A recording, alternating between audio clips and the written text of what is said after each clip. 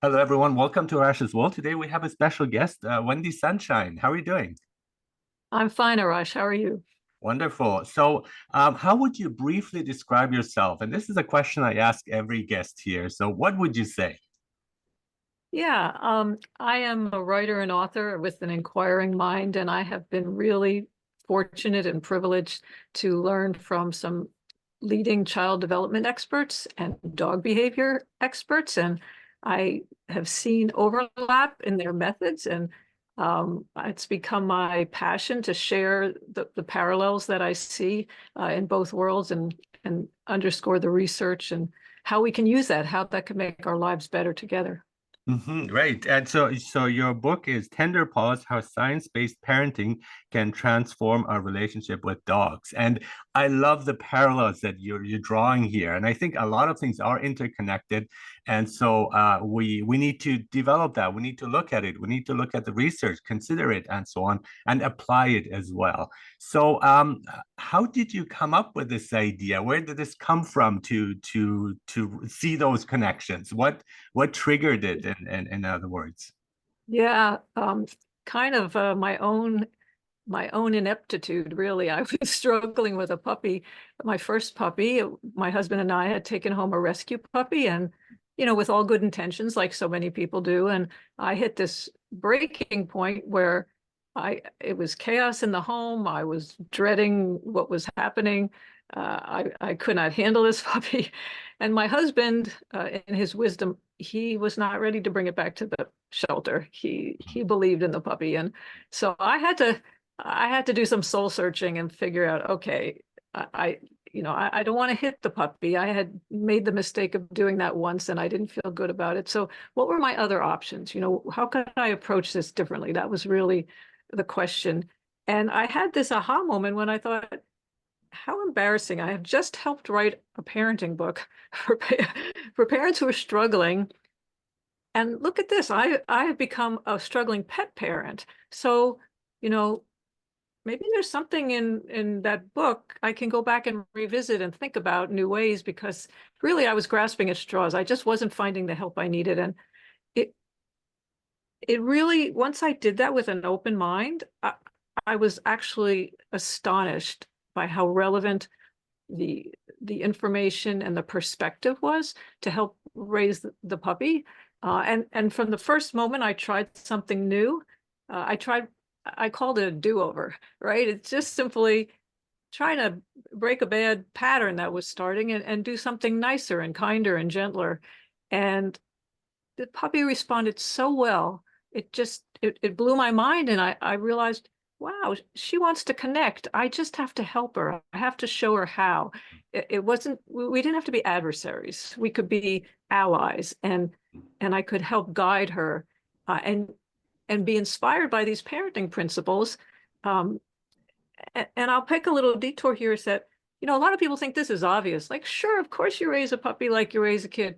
Well, if you perhaps didn't have the ideal childhood where you were raised with some uh, methods that didn't feel comfortable, perhaps when you were a kid, but that's all you know, and you can get a little stuck in those old patterns. And I was afraid I was going to get stuck. And by having real tangible guidance from experts who could show the way, um, that helped me realize, wow, there's so much we can do for dogs as well as for kids. Mhm. And I love the title. I mean, it already kind of gives it away. In other words, tender paws. So it's affection, tender, being gentle, and I think that's hugely important. And the other thing is, like, we don't have a manual for how to raise and train dogs, and as well as kids, as for a parent. There are some suggestions, but then it's always like when you try to apply it, there is like something else that you have to consider, because these are individual beings, whether it's a child or a puppy. And it's not a one size fits all often. You can use some of those strategies, but then some work better than others. And a third point I want to make also is, at any point we can restart. And that's what you're saying too. It's like, let's start anew. Okay, that was wrong. That didn't work. And let's start again. I think that is also very hopeful. And instead of getting stuck in doing the same things that are not working often or making things worse.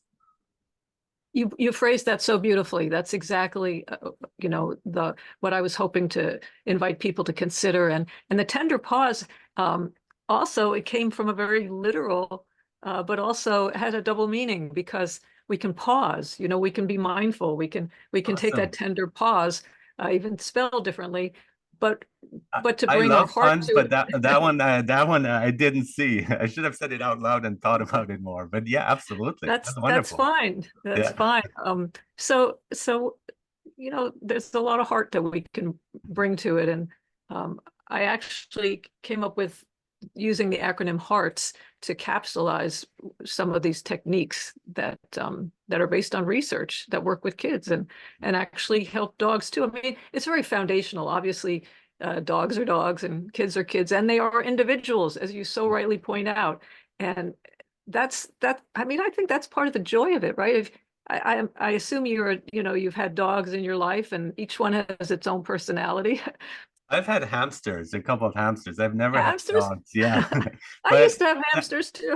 and so the thing with the hamster too, it opened up another world that I didn't know, a connection with the animal world. And I did have cats before, but there's something I love cats too, but there's something that's missing. And with the hamster, it just changed everything, I think, for me. And so I would love to have dogs whenever that's possible. But it really made me feel more sensitive, and so it's amazing because then like even like seeing squirrels just makes me feel good, or even rats. Now I have nothing against rats. I never had anything against them, but now I have a certain amount of affection. So I'm wondering why people are like terrified by them or think they're disgusting. I think they're cute in their own ways.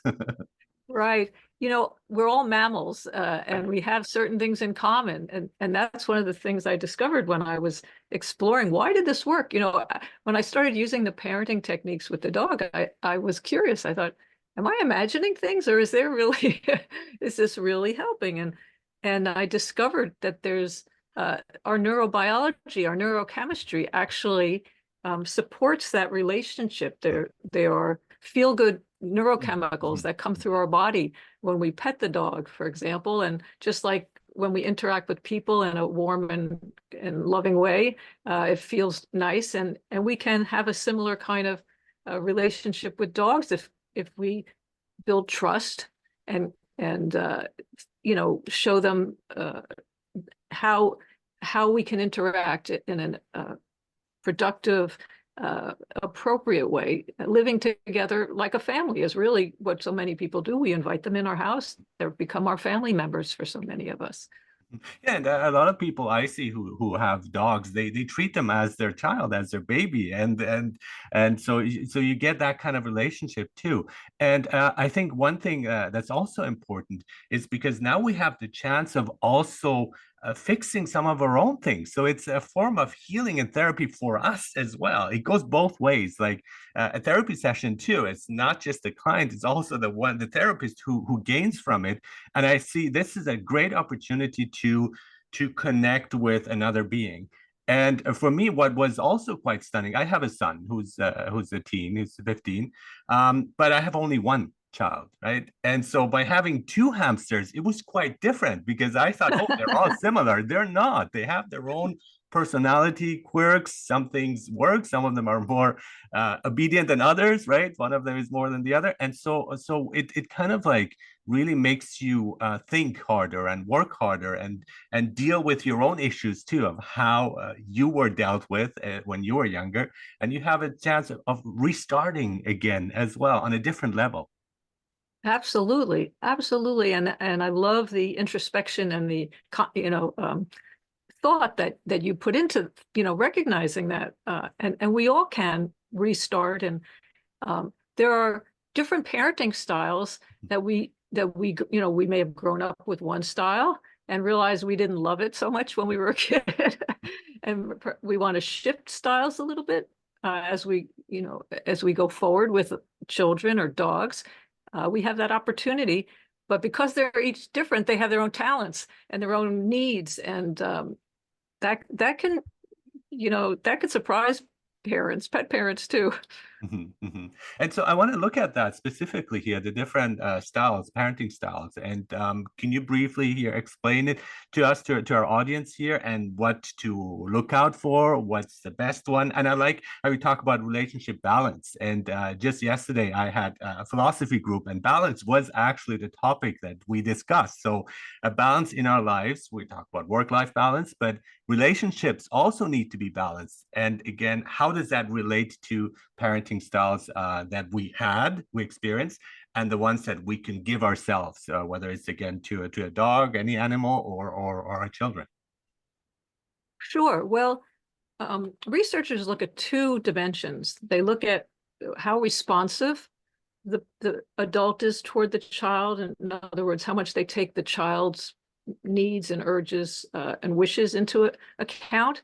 And they also look at how demanding the parent is and how much they insist on having things their own way, right? So if we look at it in a grid of, if we map that into low or high levels, if you're low demanding and low responsive, then you're basically neglectful for whatever reason. You're not engaged with the child, and so for whatever reason, perhaps you're busy working or your mind is elsewhere, but the child is kind of left without much guidance or support in any way. For those who are really responsive to the children, we call that permissive style. And I like to think of my grandmother when I think of permissive style, because whenever I went over there, she'd have every kind of food I wanted, all the things that, my own mother didn't really want us to eat. And, just pretty much it was a free for all. And I was treated with very little structure and a lot of nurture, so to speak. We can flip that the other side. If there's high demandingness and low responsiveness, you get what's the authoritarian style, right? That's the, my way or the highway kind of thing. This is, I'm right. I'm not interested in what you think, and we're going to do it my way. And that's the end of the story. It's because I said so. And that's kind of the authoritarian mindset. And for children and for dogs, that can slip into corporal punishment, really, because that parent wants a lot of control, right? So ideally, when you talk about balance, researchers see the best outcome comes when you combine the two, when you have high levels of responsiveness, where you nurture and you respond to the needs, but you also give a lot of structure and support and guidance in an appropriate, kind, caring way. And that becomes magical because that provides really good long-term outcomes too. It builds trust. It also gives the child space to develop their talents, to develop their skills, to feel secure in their environment and with this relationship. And I like to think of that it's called authoritative, and that's the balance style. I like to call it therapeutic style because it really gives us the best opportunities to overcome challenges. What's important too is also to say no. And so I think that's sometimes often missed. Oh, it's hard. It's hard as a parent, right? And because you see they want something, but it's not in the best interest, or you just don't want to give too much to them, right? No, not be too permissive. And so that's hard to do, but I think it's really necessary that there's like certain limitations there. And your love is unlimited. I think that's unconditional, and especially with children. But you can show love in different ways too. So if I say no, it doesn't mean that I don't love you. And we also probably need to make that clear as we're saying no, right? This is not a punishment. This is not because I don't like you. It's because it's not the right thing to do here. Absolutely. And I love that you brought that up because that's a really important facet of providing the support that young ones need. They actually feel more secure when parents are kind of telling them these are the limits and this is the strategy we're going to take for living. And with children, you can reason to a certain extent. One of the techniques I loved in the Connected Child, this parenting book that I helped write, she would talk about Karen Purvis, the late Dr. Karen Purvis. She would talk about doing a side swipe instead of a head-on collision. So she would catch children doing something right and thank them for doing the right thing before they went and did the wrong thing. So she tried to limit the number of times she said no, because she would steer them so effortlessly. It was fun to watch. She would just steer them toward the right choice, so they didn't need to hear no as often, because no is hard, right? No, Sorry. no is a tricky thing to convey to any of us. And with dogs, we can find similar strategies that we can redirect attention to. If we don't want the dog chewing on something or going somewhere, we can thank them for coming over here and paying attention to this instead. Uh, and but at the end of the day, you're still the parent, Yeah. and you still decide I whether think it's it's also depending on the age when we talk about children. So it's yes. like, and I don't like sugarcoating things. So, and that's my own upbringing. I grew up in Germany. So no is an answer that I've gotten a lot, right, throughout my life. But I think it's also important for them to understand being here open and not just watering it down. It's like, just things like this is dangerous or this is not good and so on, and giving them reasons so they can think for themselves. But I love how with dogs there is communication, and you talk about that this nonverbal communication of they're communicating with you, and they're letting you know how they're feeling, not through words, but through their actions or through the sounds they make. So maybe can we look at specific things here of how we can communicate with dogs specifically? Yeah,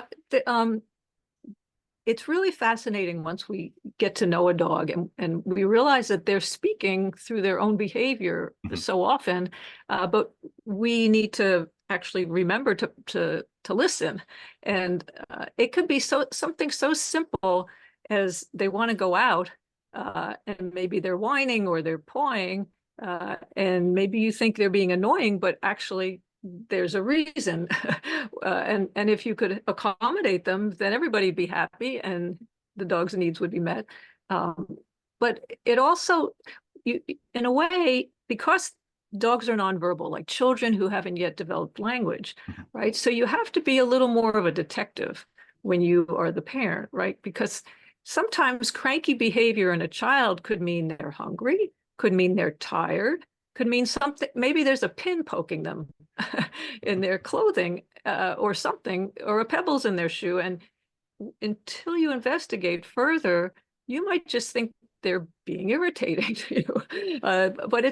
But they're actually have the legitimate need to communicate and what's happening to them. And uh, for dogs, sometimes we get confused. We misread because they're different species, right? So we can pay attention and even notice, for example, let's say we want to approach a new dog that we haven't met before.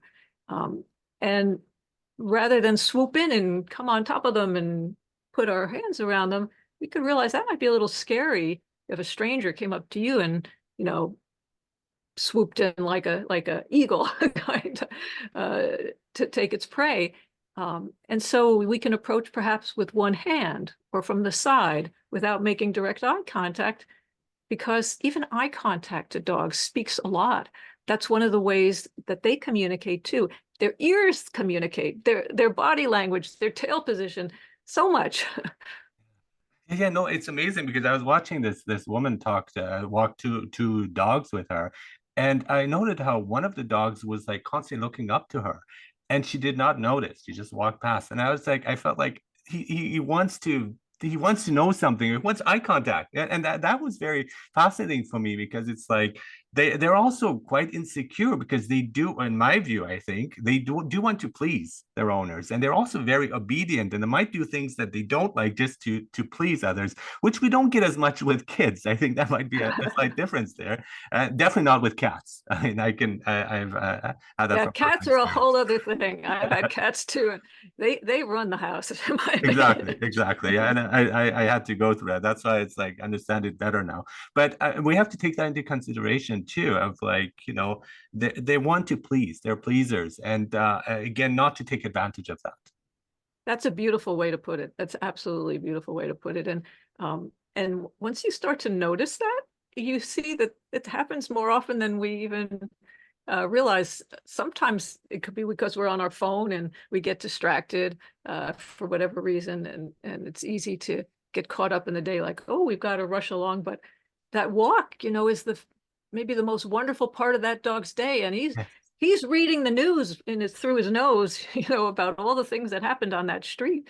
And um, that's one of those things I just find so marvelous and amazing about dogs. They have an extra organ for smelling that we don't have, at least one, I think. And so that their world is so vivid through their noses. And we can give Mhm. them this incredible gift, just giving them some time to experience the world and by sniffing. They call them sniffy walks. And that's one of the nicest things, kind of like free play for children, giving them time to just engage without direction in play. Yeah. Yeah, one of the saddest stories that I've heard was the singer of Sublime, Broadway Noel. He loved his dog. He had a Dalmatian whose name was Lou Dog. He called him Louis, and he's like the mascot. He was the mascot of the band, and he was also featured on the album, like both as a picture as well as sounds. You hear him bark and so on. And Bradley loved his dog very much. But then he ended up taking drugs. He ended up taking heroin, and which was because he would help him with his creativity. He thought so. This was a choice, and that's a conscious choice. And he overdosed. But because he was taking his dog with him throughout, it'd be like to his concerts, on his tours, his dog, when they found him unresponsive and dead, actually, his dog was whimpering, Louis. And that just broke my heart because here you have, yes, it's terrible what happened to him, but here you have this dog suffering who truly loves him. And it moves me in a way more than the human because he's like, he can't understand what's going on, Right. why his owner is not responding. And he was whimpering throughout the whole night because they found him the next day. And that just, I find it like, if anybody is considering taking drugs and loves dogs, they should not do that, if that helps, for the love of dog in this case. And Yeah. you have to consider that as well. That's heartbreaking. That's really Mhm, heartbreaking because mhm, they're so dependent on us, and the choices we make can really affect them on so many levels. mhm, You know, even even things like smoking in the house, you should forgive me for saying this, but and I'm sure some people they may feel like, well, that's my right to smoke. It is your right to smoke.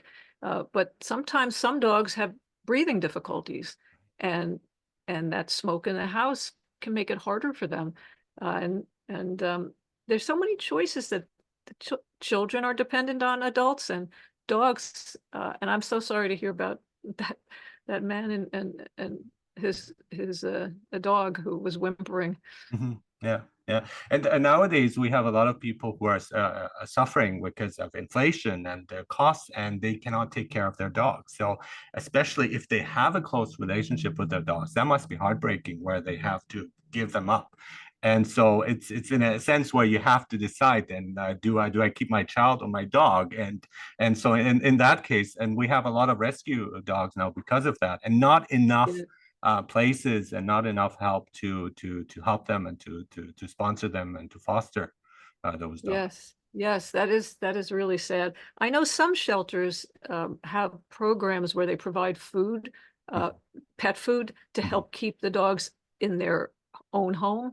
But mhm, I know there isn't always enough to go around, and mhm, there are times when you have to make a hard decision. And mhm. I completely understand you're going to prioritize your Yes. biological Well, yeah, child. yes, but it's also the pandemic, and people just went, look for dogs. But now, because like afterwards, they're realizing, okay, well, things have changed, and now again, I can't afford it, and many people have to go through that. And I think Yes, that's a very very difficult decision one has it to is.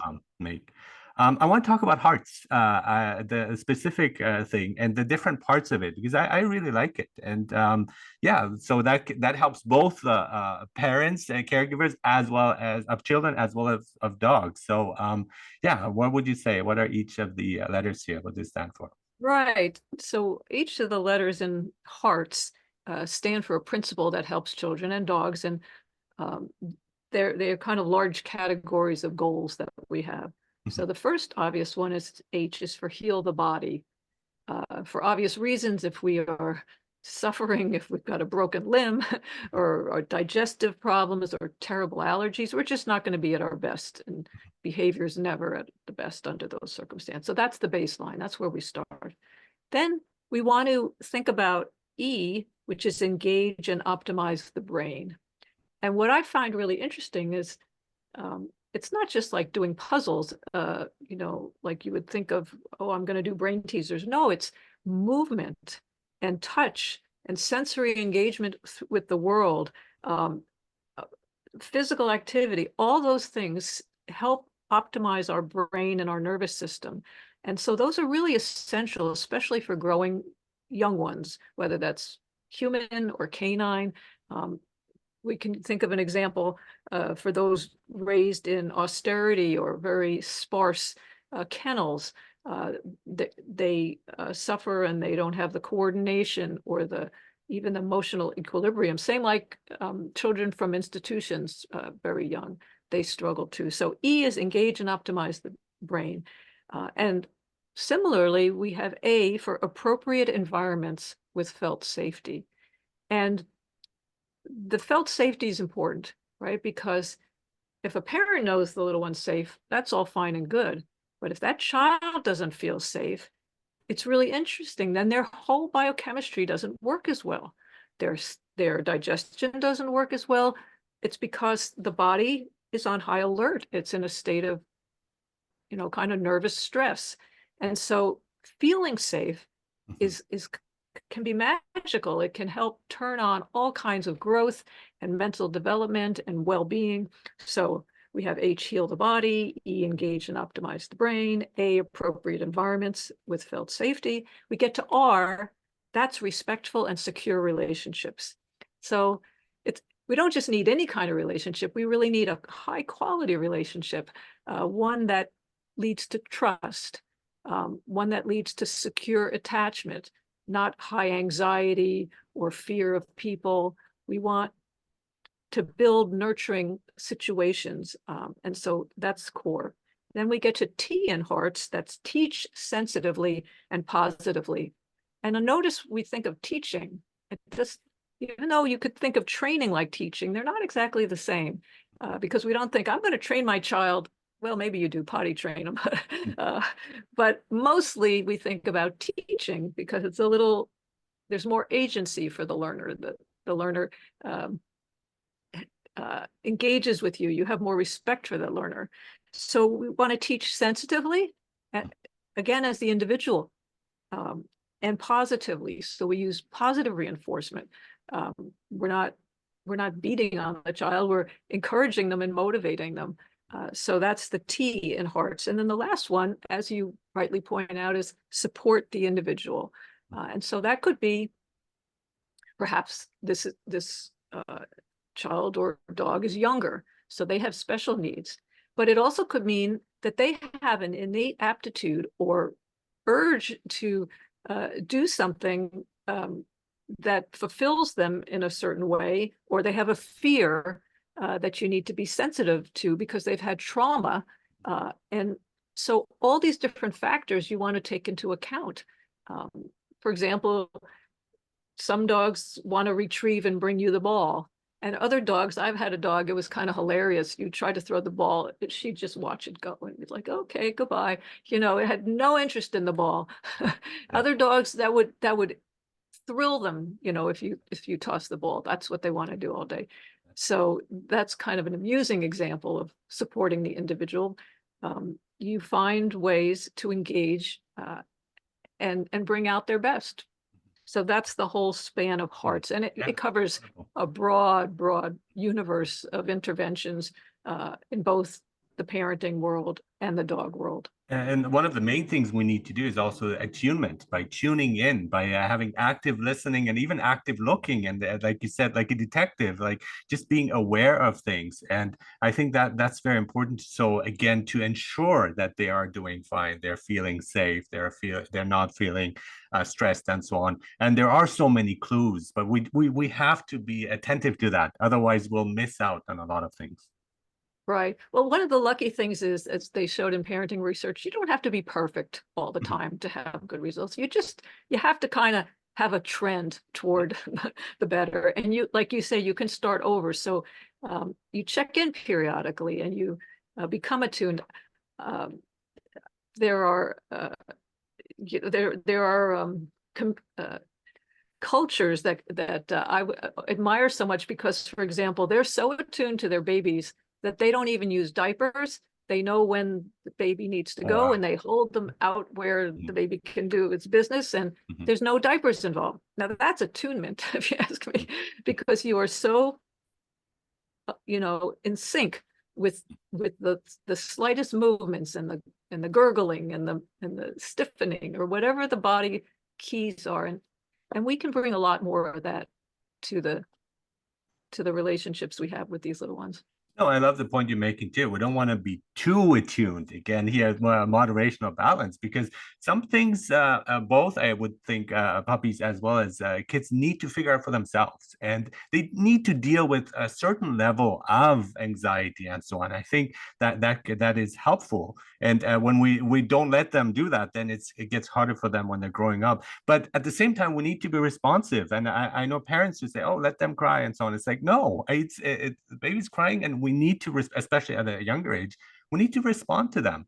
And so that's the thing, though, and that's again, I like how you're saying also, like, well, we don't have to be perfect. I mean, that puts a lot of pressure on everyone, whether you're taking care of a child or a dog, and but just be aware and forgive yourself as you're making mistakes, Yes, learning from, and on this path. Yeah. yes, that could be perhaps one of the most important and profound reminders that we're all muddling through, Mhm. and uh, and we can just you know do the best we can in the moment, but carry on. And Mhm. like you say, it's good for kids and dogs to figure certain things out. Mhm. That's part of welfare, actually. Mhm. Otherwise they become robots and unable to think for themselves at all. So Mhm. that's all part of that beautiful fabric of And parenting. giving them credit, because they do often understand much more than we can give them credit for, and whether it is dogs or kids. And I think that's also important thing to consider. Yes, yes. And it's fun to applaud them, right? And to Mhm. cheer them on Yes. and acknowledge Wonderful. them. Thank you so much, Wendy, for an awesome discussion. So again, your book is Tender Paws: How Science-Based Parenting Can Transform Our Relationship with Dogs. I think we learned a lot about both here, learned how to deal with, parent, take care of dogs as well as children. And thank you so much for this awesome work that you're doing. My pleasure, Rush. Delightful to join you today. Thanks.